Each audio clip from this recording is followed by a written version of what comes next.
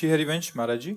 महाराज जी, क्या कुंडलिनी जागरण के बाद हृदय से भावनाएं चली जाती हैं? क्या नींद कम हो जाती है? और इस अवस्था को कैसे संभालें? कुंडलिनी जागरण से तो भावना बढ़ती बच्चा।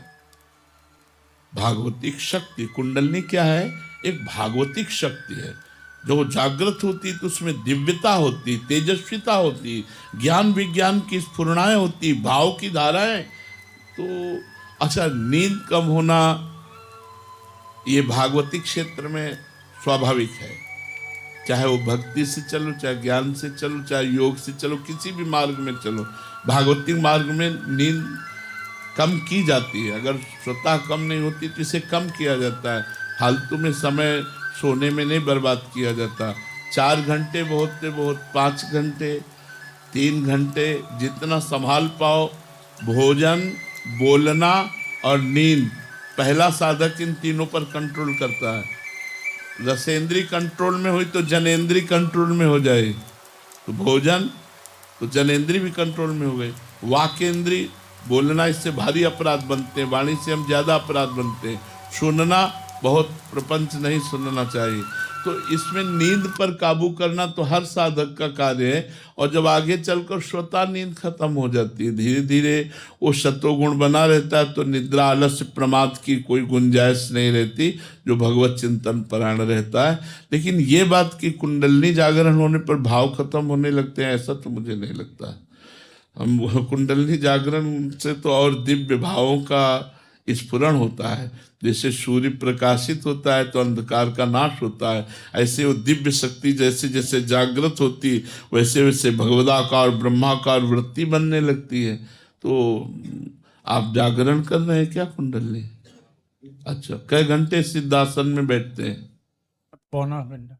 पौना घंटे में कुंडलिनी जागरण होती है? अरे भाई, 3 घंटे बिना हिले डुले जब तक पद्मासन और सिंहासन में, सिद्धासन में नहीं बैठोगे, तब तक उसमें धक्का ही नहीं लगेगा।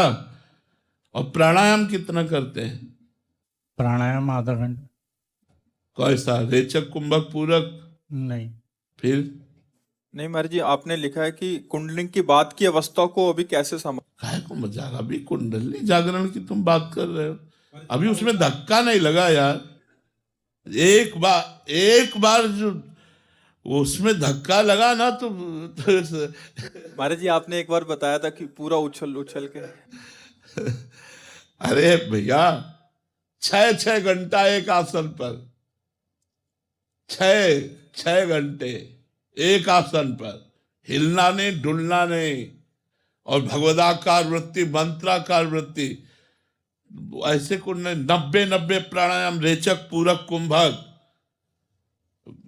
बाल्यावस्था से भगवान के मार्ग में है तो पहले से ब्रह्मचारी, महावाक्य, संन्यास, उस मार्ग से गुजरते हुए आए। तो आज हम वैष्णव मार्ग में, लेकिन पहले हम संन्यास मार्ग में थे। तो यही महाराज जी, हमें लगे कि हमारी कुंडलिनी जागृत हो गई है, तो फिर कैसे संभालें महाराज जी?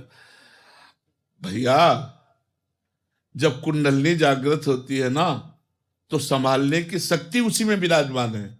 आप क्या समझते हो, कुंडली जागरण के लिए 2-4 लोगों को चाहिए क्या संभालने के लिए? उसी में पावर विराजमान होता है। वो भले उठा के कितना भी पटक दे, चाहे जितना, उसमें पूरी सामर्थ्य रहती। कोई ऐसा तो नहीं कुंडलिनी जागरण वाला पागल हो गया, खोपड़ी खराब हो गई, ऐसा। हाँ, प्रारंभिक कुंडलिनी जागरण में यदि कहीं गलती हो गई तो व्यभिचारी बन जाएगा वो। कुंडलिनी जागरण करने के अभ्यास वाला अगर किसी भी तरह वीरपात करता है तो नष्ट हो जाएगा, वो पतित हो जाएगा। ये बहुत सावधानी की जरूरत है। हम कहते हैं राधा राधा रटो, सब जागरण हो जाएगी, तुम्हें पता भी नहीं चलेगा। तुम्हें पता भी नहीं चलेगा कब कुंडलिनी जागृत हो गई, जो कुछ प्राप्त होना सब प्राप्त हो जाएगा। अब मान लो हमारी बात, राधा राधा जपो और आसनों पर बैठो, आसनों पर बैठने का अभ्यास करो। अभी तो आप क्लास ही नहीं कर पाए। 3 घंटे बिना हिले डुले, ऐसे भी नहीं करना, 3 घंटे बिल्कुल एक आसन पे, तब उसमें धक्का लगता है कुंडलिनी में। जब प्राणायाम, रेचक, पूरक, कुंभक, इन प्राणायामों के द्वारा तब उसमें धक्का, वो सोई हुई कुंडलिनी को धक्का लगता है, तब वो तो होश बदल जाते हैं। रात दिन मंत्राकार वृत्ति, पवित्र आचरण, पवित्र व्यवहार, किसी से कोई मतलब नहीं, तब ऐसे। ठीक है, प्रयासरत रहो, आप कुंडलनी पर दृष्टि मत रखो, भजन पर दृष्टि रखो कि नाम न छूटे, अपने आप वो जागृत हो जाएगी, आपको पता भी नहीं